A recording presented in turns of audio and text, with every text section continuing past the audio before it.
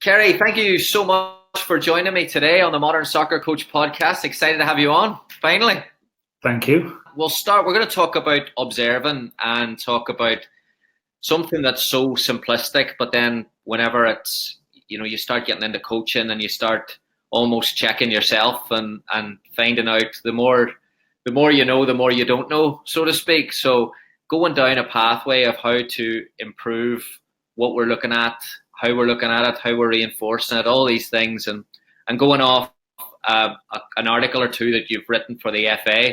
So starting off, a quote that you have in one of your articles: accurate observation informs the decision-making process leading to the selection of appropriate action or intervention. In other words, what you see dictates how you act. So I wanted to start here and get your thoughts on what are some ways in which coaches fail to actually see what's going on in front of them? How is that possible? Yeah, so as you say, simple thing, observation for all coaches, something that we all profess to be good at, need to be good at in order to inform our approach and what we do. But I think some of the things that we can all slip into, and a lot of it comes around the more we know we want to be even more detailed and complex in our processes rather than keeping to simplicity is genius kind of model of seeing and doing. But just some of the things I guess that we can fall into from time to time is, take a session, for example. We can get so caught up in the middle, in the heart of everything that's going on, and all we ever see then is a narrow view of what's happening within the section. So specific actions from within, rather than getting the big picture view and taking that step back and actually seeing the big pitch in terms of what's happening within the session, and going more big picture first to inform the decision making, to then go smaller picture and to observe and then diagnose and then give some information around the detail. So I guess from a training perspective, it would be that in terms of a balance between being in there and seeing what the players see, an individual player might be seeing. So whether that be standing behind them, seeing it from the side, seeing it from in front, different positions that we're all taught on coach education courses, to then being able to stand on the outside of the session and actually see the big picture and where it fits within the wider lens, if you like, of the session. So that would be one for me. And then some of the others would be not really knowing what I'm looking for. So if I observe in a training session, maybe on a match day, stood on the touchline, and in the first half, I'm not really sure what I'm looking for. So as a result of that, what we tend to do then is we look for everything but see nothing. Because as we all know, the game is chaotic. There are so many actions within a single minute of a game, so many different things going on the ball, away from the ball, in possession, out of possession, that it's absolutely impossible to see everything. And more importantly, to recollect everything that goes on accurately. So as a result of that, being more specific in terms of a framework for what I'm looking for and understanding what is it that I want to see, whether that be from my team, from units, from individuals, and then what is their role within it. So what are the roles and responsibilities of my goalkeeper? What is it in terms of the profile roles and responsibilities of my centre half, of my fullback? And then when you start to operate in that way, then the most important one for me then is to be consistent. So that from week to week, session to session, match to match, that we've got a consistent framework for what we look for and the way that we then give information off the back of what we observe, rather than going ad hoc and gung-ho where every week it can change. And for players then it becomes difficult from a learning perspective because there's nothing really as a solid foundation, as a base for consistency, which means that the terminology might change every week. The language I'm using is going to be changed. My approach to how I give that information is difficult. And then it becomes harder for them to pick up on the cues that they need and the information in the way that they need it in order to be able to process that to inform their own performance and their own behaviours. So they would probably be my biggest two, really. Being in the session too much and not seeing the bigger picture, and then not really knowing what I'm looking for. And as a result, looking for everything but seeing nothing. Does traditional coach education send us down a pathway of focusing? So say I was taught in my coach education to focus on a certain topic. And then when you're looking at that topic, it is wrong to look at something else. So if it's midfield play and a fullback steps in and you're saying, giving feedback to the fullback, that's not part of your session topic. Is that, does that program or does that condition me then to almost take a too narrow focus in my education, in my session planning? Yeah, I suppose potentially it's difficult because there's so many different forms of coach education, and depending on what course you're on and with which governing body or federation or whatever, sometimes that can vary as well. I can only speak from my own kind of experiences in there, and that I think we need to see coach ed for what it is. That's an important thing for us as coaches, because it's a bit like when you're learning to drive. When you pass your test, you demonstrate a level of competency, but it doesn't mean you're going to be a Formula One driver. And that's what we need to see it as. So when we pass our coach education and we demonstrate a level of competency at whatever level that might be, 1, 2, 3, 4, D, C, B, A, whatever we want to call it, then it shows that I can coach to that level in terms of the way that I give that knowledge and my understanding at that level. What it doesn't do is guarantee success. And that's the difficult bit. That's the craft of learning to coach, through your experiences and the way that you give the information. But I do take on board your point around focus on a specific theme. But even through a lot of my coach ed journey, and I think coach education has done a lot to try and address these kinds of things over a period of time now, really, is I've always been taught to see the detail, but also not lose sight of the big picture. And that is tough, because naturally the example you give there about the fullback stepping in, it's real.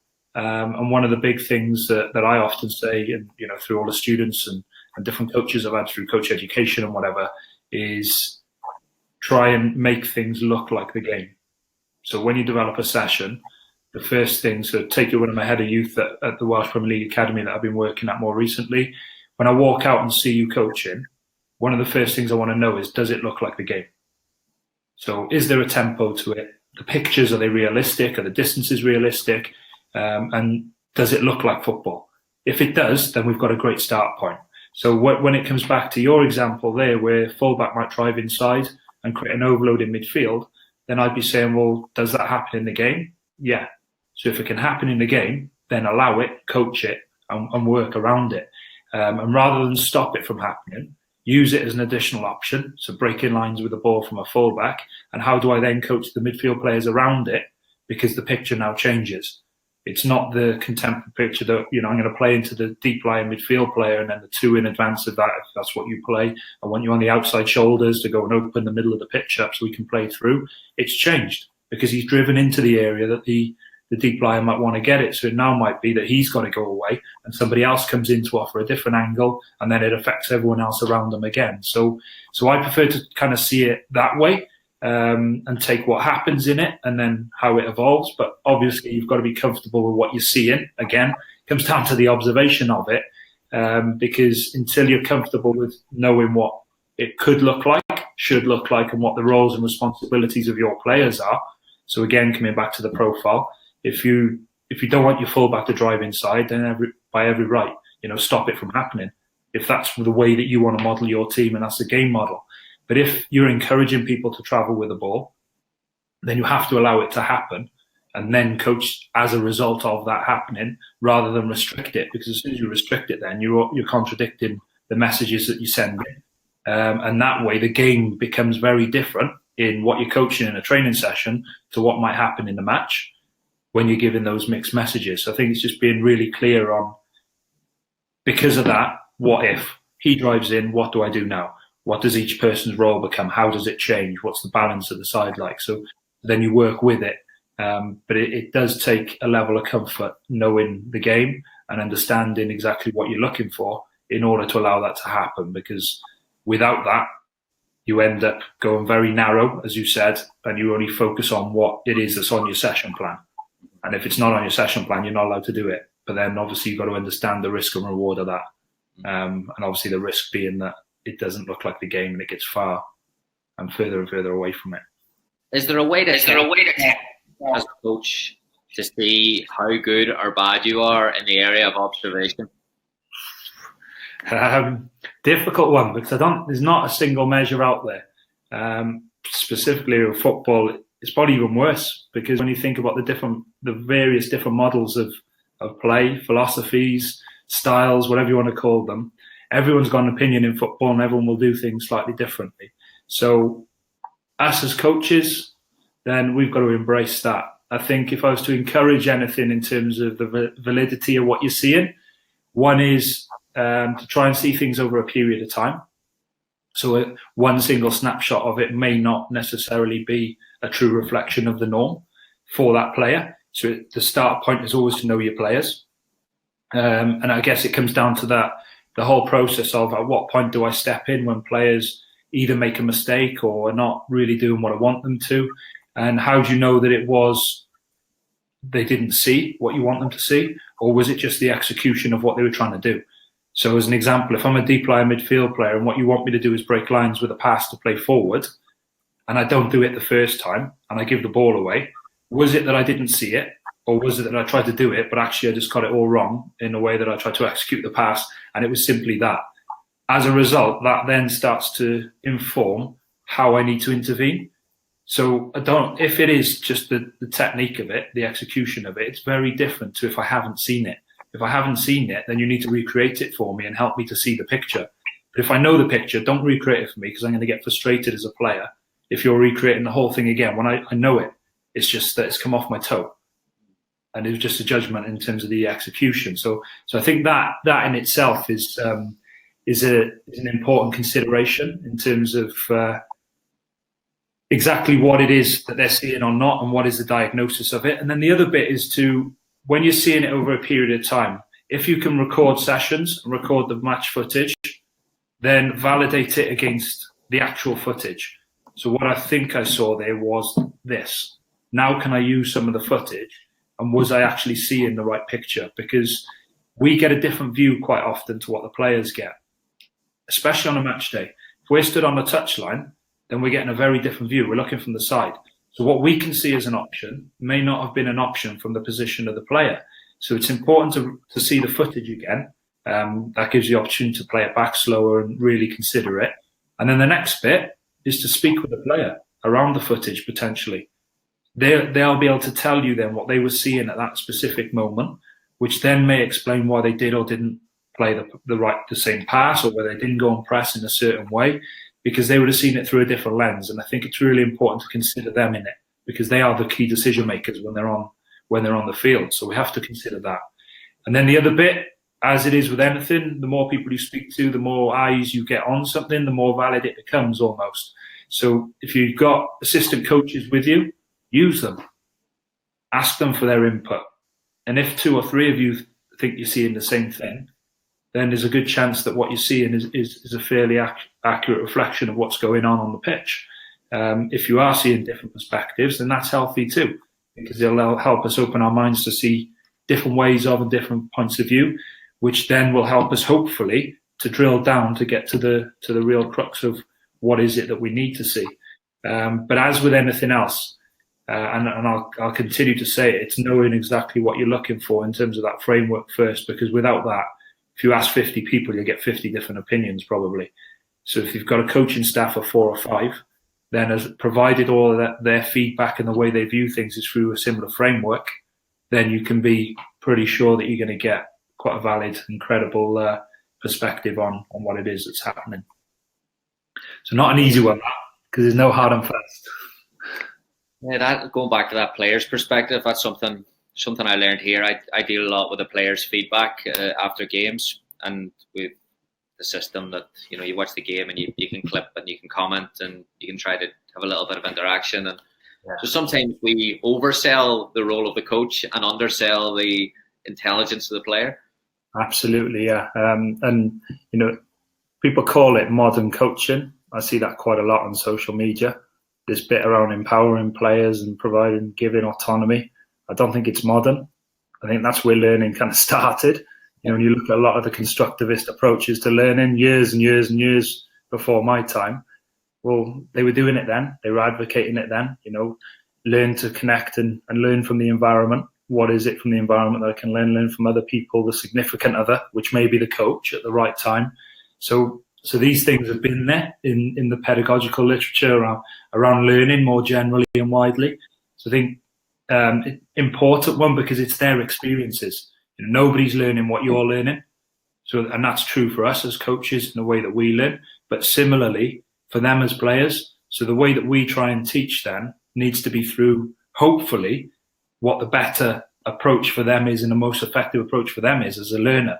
And the only way to get to that stage is to understand where they're coming from. So opening that dialogue, understanding what is it that they were seeing at that particular time, which then helps me get a grasp for what their understanding of the game is, then the language that they use to talk about the game. And if I can connect people through using similar language to what they're using and using the examples that they give me, then the chances are in terms of that buy-in, I'm going to get far more because now we're at the same level. And I often think it's one where, do the players have to adapt to the coach or should the coach adapt to the player? And for me, it's always the first approach should be from the coach to adapt to the player.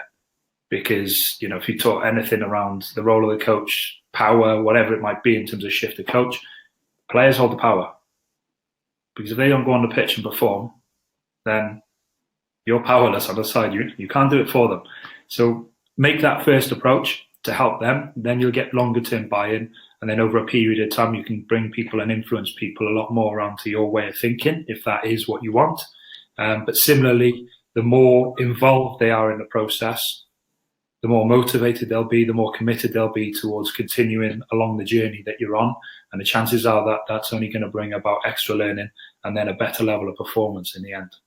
We'll just take a quick break here. Thank you so much for watching the content at Modern Soccer Coach. If you would like to support what we're doing and help us provide more free coaching education with the webinars and the podcast and everything else, please take a look at this offer that we have from the webinars over the summer. Coaches can now download every single webinar tactical presentation that we did from the lockdown period over the summer. Just over $1 per webinar. You can personally download all 25 webinars that will be yours to keep. Each webinar is over 1 hour long and features a detailed presentation followed by live Q&A with the coaches in attendance. We cover topics such as youth and elite player development, sports science, tactical analysis, match preparation, goalkeeper pressing and other key specific areas. We had coaches such as Jesse Marsh, Nolan Sheldon, Ivan Baregi, Adine Osman-Basic, Oliver Gage, Jonas Munkvold, Kat Smith, John Wall and many more. modernsoccercoach.com/shop. You can go there, get yours now, support Modern Soccer Coach, help us provide free content with our webinars and podcasts throughout the year. Thank you.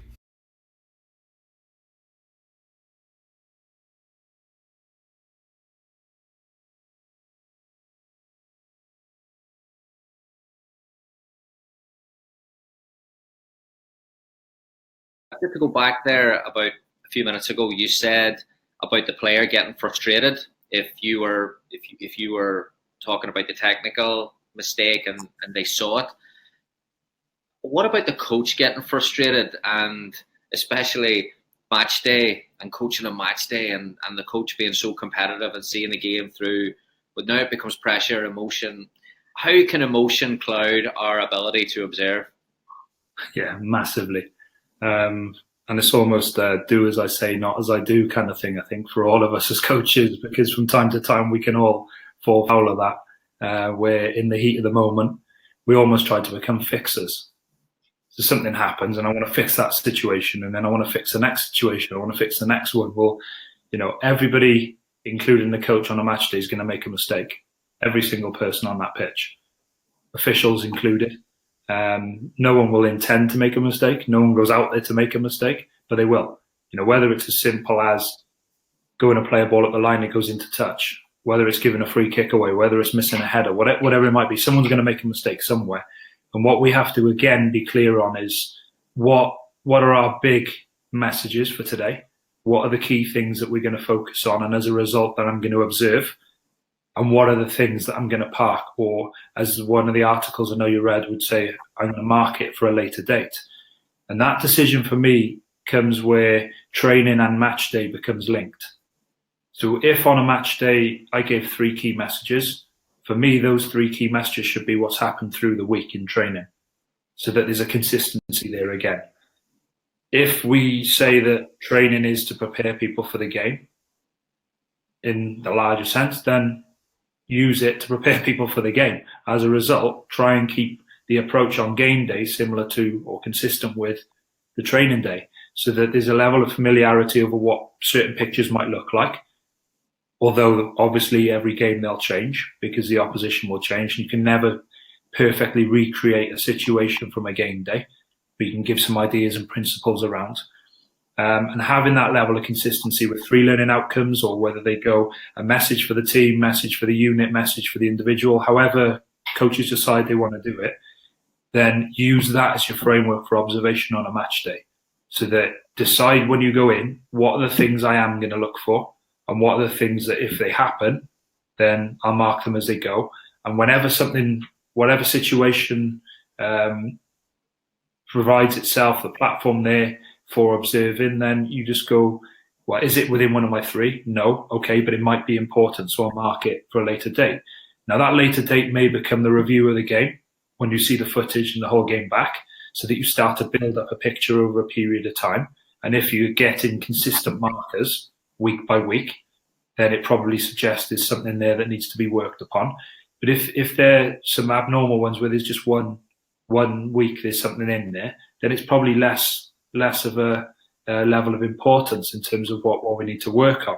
So as a result, so if I just give you a real simple example, if in possession, what I'm going to look at is one of the key things for me around the team is opportunities to play forward from whoever. And then within that, the specific detail being around opportunities to play through. And that's what I'm really interested in. Then I focus my feedback, both during the game, at halftime, and post-game, on those specific things around playing forward and playing through central areas. There's another element to it, naturally, where sometimes playing round or playing over is the best option. So within that, they may become my markers for opportunities where, because the focus was to play through, we've tried to play through too many times. As a result now, can we start to look at this situation? This is a classic situation where the midfield units got really compact. There's no space to go through the middle. We need to go on the outside. Or I'm a centre-back. I want to play through because that's what our focus is for today. But I've been pressed quite quickly, and there's a high line in the opposition in terms of where their back four are. So that could have been the opportunity to go and play over first, so that you pick the right one at the right time. But they become my markers. And what I really provide the detail on is how I played through, because that then gives a level of consistency from training for them in terms of the types of pictures, types of scenarios they might have been faced with. And then it reinforces the learning journey. And for me, I see game day, especially through academy and youth football, as being an extension of learning. And that's their day. That's their opportunity to show us what they've learned from our training through the week. It's not another opportunity for me to stand on the touchline and profess to know everything about the game, or try and fix everything. Because if I want to do that, I might as well go and play Subbuteo. And if that's what I'm into and I want to move players everywhere, we'll go and play Subbuteo or play a computer game, because that won't bring success, and it will not bring an effective learning environment for any player or for a coach for what it's worth. In theory, you mentioned before about the coaching staff and how those different that framework and those different opinions can help you improve your observation and get different opinions. I wanted to get your thoughts on this one. If the coaching staff communicates, is there any studies to show that the more frequent the communication on a match day, the more that it may actually reduce the impact of observation? Because I think I wrote in the question, Phil Neal and Graham Taylor in that documentary. If the head coach is in your ear all the time and he's or she's nervous and telling you exactly what happens, and it's a younger coach, is there any studies to show that might actually do more damage than good? Maybe not so much in terms of an observation perspective, but if you look at a lot of the coach behaviour literature, we'll talk about the number of interventions from a coach, whether that be instruction prior to a drill, a session, a game, whether it be concurrent, so during or post. Then obviously the more you speak, the less impact what you say is going to have. So if it's someone and it's a constant voice, and I suppose when we start coaching, the easy thing to do is to commentate. And we see them all the time. The coach is going through the stage of commentating on everything. So it's play inside. Oh, yeah, good pass, turn, play at the line. Those types of things. No impact at all. And all it then becomes is noise for the players. So they're just used to it. Whereas if I don't speak very often, but then I stand up on the touchline and shout to somebody, they're expecting some information to come because it's not the norm for them. So I think they start to engage and they tune in far more to it because it's not the norm. And it almost catches their attention because it's not something that usually happens. And I suppose in any environment you go into, if something happens that doesn't normally, it grabs your attention. So if you're stood in the kitchen and a glass falls and smashes on the floor, naturally you're going to turn to look because it's not something that you're used to as a noise. Whereas if you've got a leaking tap and you can keep hearing it dripping and dripping and dripping, you won't look every time it drips because now it just becomes a constant noise that's there in the background. So your attention isn't drawn to it. And if your attention isn't drawn to something, then you're less likely to take in the cues, whether they be verbal or non-verbal. So it may even be just the body language of the coach that says everything for me. Their reaction says everything for me. Or it might be the words spoken. But lots of literature around effective communication will say that words spoken are probably the least influential, if you like. It's the other factors. It's more on the body language and things that say the most, not the actual words itself. So players don't make sense so much of the words, but they take notice of the way that they're said, the tone that they may be delivered in the message, and the body language that the coach holds at that time. So I think there's stuff around that in terms of coach behaviours. There's plenty around that in terms of silent monitoring, needing more of it. So the silent monitoring bit, again, is the bit off task. Step away, give yourself a chance to see what's going on. Whereas if you're always coding behaviours in the session, then it suggests that the coach is always doing something. If the coach is always doing something, then they can't be just observing what's going on. So far more around that, less so around the impact of the communication. But I guess the other thing to consider is that the more frequent the conversation, the more ingrained it becomes. And now that can be a positive. So for us as coaching staff, especially in the early days of setting out along a route of a philosophy, a methodology, we need to ensure that everyone's clear. There's clarity from the coaching staff, but there's also clarity from the players of what anything looks like. So if it's playing through, what does playing through look like? If it's playing round, what does playing round look like? What are the key principles? So if we need to play round, it might be that we need to go from touchline to touchline, and we need good ball speed in order to move the ball quickly, to look for the opportunities then to play through with the opposition haven't quite recovered into a shape in time as the ball's being transferred. If it's playing over, why would we play over? What times do we play over?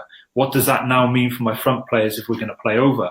Because they can't be coming to show defeat if we're looking to go in behind because of where they're shaped. So the more conversation we have over that, the more we can start to build a picture. And then it comes to a point where when there's a level of understanding, it's then about refinement.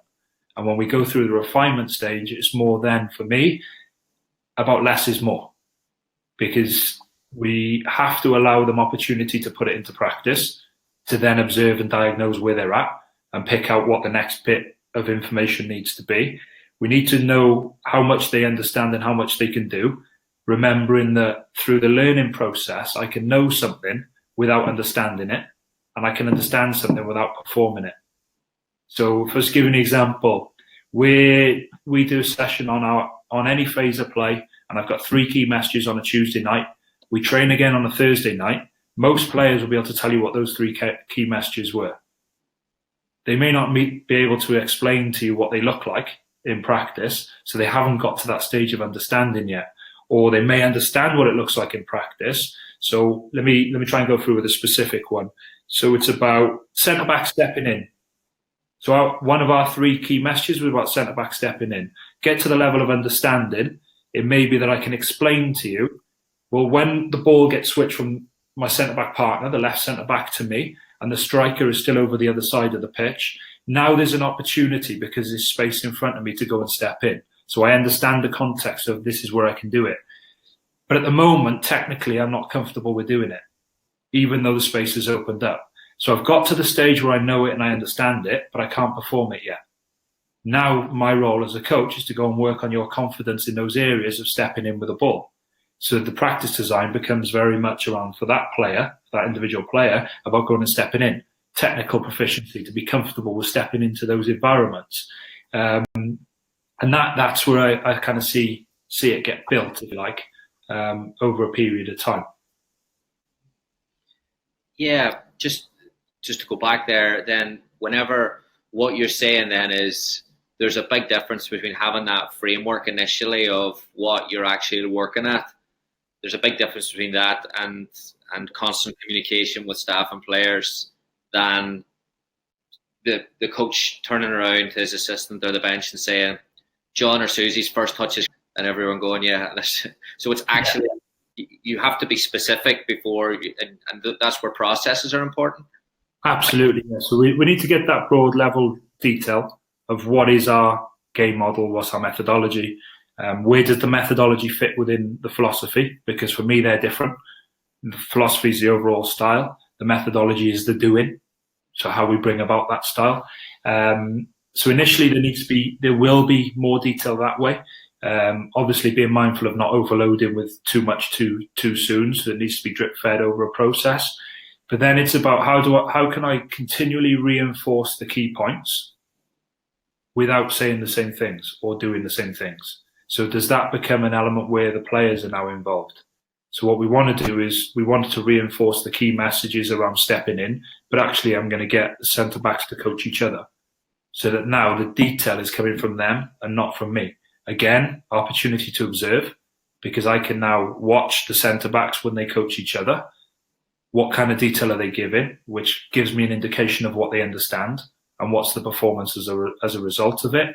Then it may provide an opportunity for me to add something at a key time because of the detail and the conversation that they're having. Or it might be, do you know what, they did a brilliant job there. Now they're ready to get a little bit more detail around a specific situation because I've been able to observe where they're at. Or it might be that one of the players does need that. And actually, if you consider this in addition, that'll help you even more. So that could be an opportunity. Other ones have been where you potentially could get, say you get your back four, they'll present to the midfield unit what their key roles are. So this is what we need as a back four because this is our game model and how we play. As a result, it would be helpful if you as midfield players did this to help us. Got it? So now we've passed the messages on. Midfield players then get that and they do the same with the attacking line. So what you're now doing is joining the units on the pitch without you as a coach having to coach it and say the same things over and over and over again, and without players having to stand on the pitch with stand-still sessions because they're getting an understanding as they go. It allows you to use your time a lot more effectively, and then obviously the use of video and clips that are now easily accessible with most clubs become even more powerful because there's a level of understanding of what they're looking for. And where you mentioned earlier about clipping things with players, well, they'll buy into that. Lots of players will buy into that, clipping their own performances. From my experience, it's more about reining them in than what it is getting them to do it. As in, they'll clip too much and they'll go into too many details and they'll want to clip absolutely everything. So it's about helping them understand which ones are important and which are not. So if there's something that happens 3 times, it's probably a little bit more important than the one, potentially. That's not to say always, because that one might be the major one that leads to a goal or conceding a goal. But if there's something more frequent from a learning perspective, then it probably suggests that there's more that's needed on it. If it's more of a reoccurring theme within the game. So helping them with that framework, which could just be simple as your game model. So it could be in possession, play through, play round, play over. They're very, very simple principles that I think can work at grassroots level right the way to the elite even. Obviously, the higher the level, the more the detail will be around each one of them. But as a simple premise, then when we're defending, can we win the ball back? If we can't, can we stop them playing forward? If we can't stop them playing forward, then can we stop them playing inside? So that actually we show down, my philosophy is show down the line everywhere. It doesn't get confusing where am I showing in and where am I showing out. It's always out, always away from goal, 2 opportunities to defend. If it's towards goal, there's only 1 opportunity to defend if you allow them centrally. So it's simple as that. Can we win it? If not, can we stop them playing forward? If not, can we show outside? And then as a kind of framework for players to diagnose and analyse their own performance, it's on those 3 things: in possession, 3 things out of possession. It's quite clean. And then there's a consistency through the squad. And then in terms of the way that we coach, it becomes a lot easier to go through those decision-making processes. I wanted to talk about individual learning styles. Something that is obviously we're getting more awareness of that now as a coaching community, but I'm not sure we know exactly how to go about it. So I wanted to get your thoughts on how do coaches do this initially? Is there a standard testing method that you can assess each individual learning style? I'm not a massive fan on learning styles, if I'm honest. I think a lot of the literature is probably debunking that now more than anything. I do believe that we have learning preferences, but I think we have learning preferences that are context specific. So my preference for learning in an environment on the pitch might be different to off the pitch. My preferences may be to learn on an individual basis rather than in a big group or on a group basis. So it's considering those types of things. And in terms of understanding them or finding out, assessing who prefers to learn in what way, I think it's investment of time. And I'm sorry, but I'm not sorry for saying that, because the one thing that we always say we haven't got is enough time. But some things you will not get to without investing time. And that's one of them. I think we see more and more now with the top coaches around the world, they are moving towards a model of spending more and more time with individual players to, one, get to know them. And that's not just for them, that's for the whole team, by the way. You know, whether you've got assistant coaches, goalkeeper coaches, you've got sports psychologists, sports scientists, the physiotherapy department, medical department, whoever it might be. There's an opportunity there for each one of us to build relationships around the players. And the more of us that do, the more time we invest. So if there's 3 of us investing time in an individual player, we're probably going to learn a lot more. So that's the first one. We have to sit down with them and understand that. And I think the one that probably provides the best opportunity to assess lots of this would be through match footage. Sitting down with an individual player and looking back through the game and having a discussion around what they're seeing, and then offering a perspective of, this is what I'm seeing as the coach, and this is what I think you may have been able to do. So we all of a sudden now we start to, 1, we're including them. 2, the main thing for having those types of discussions and understanding how they best learn is to help them be more effective when they're on the pitch. So what better way than to use what's happening on the pitch as the tool for doing it? So from an efficiency perspective, it's good as well. But then it allows us to judge where they're at in terms of a level of understanding, what they would call where they've come from before, what they're comfortable with, what they're not. And what I also find is if you go from an individual conversation where we've discussed something around, let's say, wide player didn't track the run. As a result, the fullback went, created an overload in the wide area, they scored from it. If we've had that conversation on a one-to-one basis, often players are more comfortable with that then happening in a team environment than if the first occasion it happens is in a team environment where the tendency can be for the blockers to come up and resistance, because actually I'm uncomfortable now. You're now picking out a fault in my performance in front of everybody else. It's public. It's worse than if we've already discussed it and I'm already comfortable with it. I know where I should have gone and now I can hold my hand up. So there's a level there as well of understanding that really is important.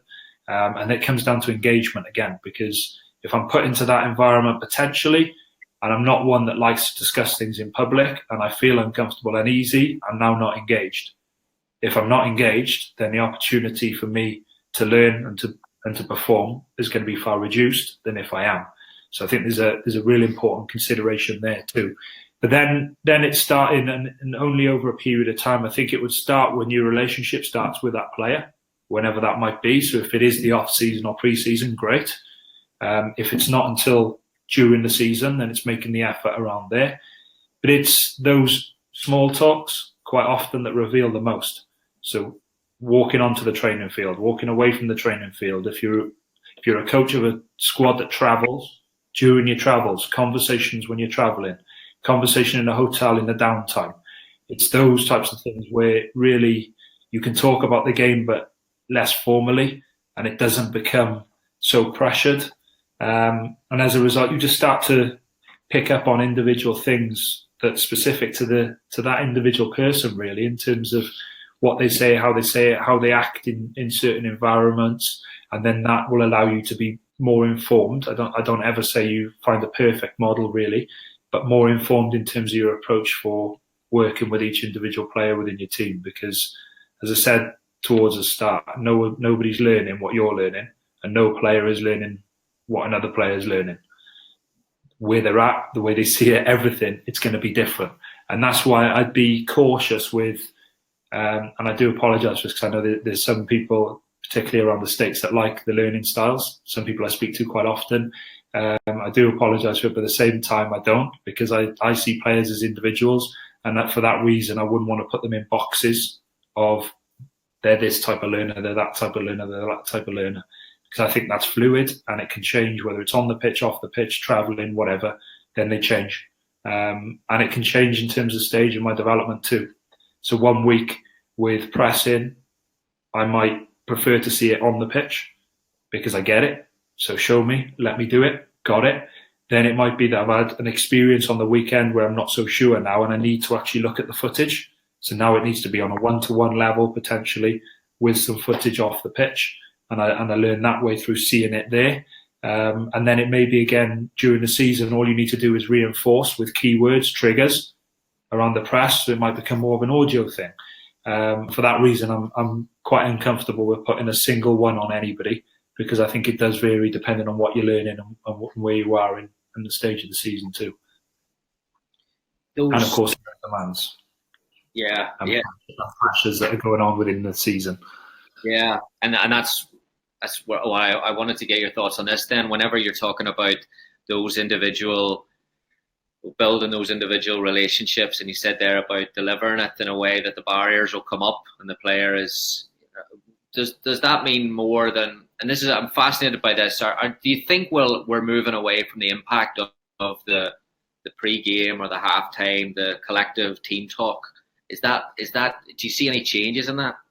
The more people I kind of speak to in the game, I'm not that sure that there is this kind of magic wand at halftime. The more I ask around it from those in the game, kind of tell me that some of the best managers they played for just reinforced the key principles, and actually what they use halftime for is clarity, because in the midst of the battle, quite often it becomes foggy, it becomes clouded because of what the opposition are doing, because it's chaotic, because we're all motivated, aroused in performance, and adrenaline's flowing. So quite often it's reassuring just to get some clarity over these are the key messages. So I think what's becoming more and more obvious in the way that coaches are taking and the approach that people are encouraging is to be clear and to keep information to a minimal at half time. So again, it comes back to the earlier conversation we had around trying to fix everything. What is it? What are your 3 key messages? Feedback based on your 3. If you're going to ask them to do something differently, there's one thing that you do differently, because they can't change 5 things at half time and then go back out in 15 minutes time and try and implement it. It doesn't work. There's too much. Give them one thing. If they need to do something slightly differently, give them one thing and allow them to go and try it, and be comfortable that as a coach, we are never going to fix everything in one go, and we're probably never ever going to fix it, because I've never seen the perfect game. We all strive to play it, but I've never ever seen a perfect game, just like I've never ever seen the perfect training session. There's always something that can be better. There's always something that we could change, we need to be aware of. So if we know that is the case, then be comfortable with the fact that we're not going to deliver it. Strive to, because we want to be the best we can be, but be comfortable that we can't do everything every time. And there are things that need to be marked. So have your book with you, make a note of it.